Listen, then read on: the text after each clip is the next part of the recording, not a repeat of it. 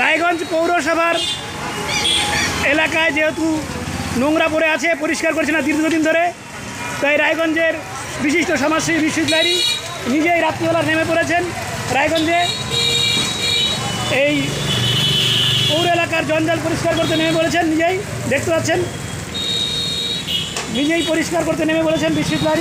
এর আগে আপনারা দেখেছেন রায়গঞ্জের জলের জন্য প্রতিবাদ করতে নেমেছিলেন।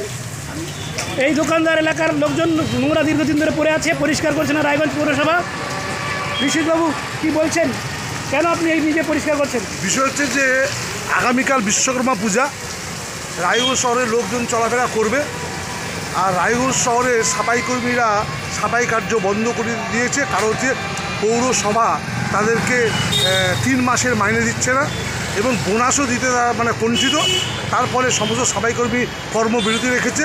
আর তারপর সমস্ত রায়গঞ্জে পূজার আগে সমস্ত রায়গঞ্জ জঞ্জালে ভর্তি হয়ে গিয়েছে।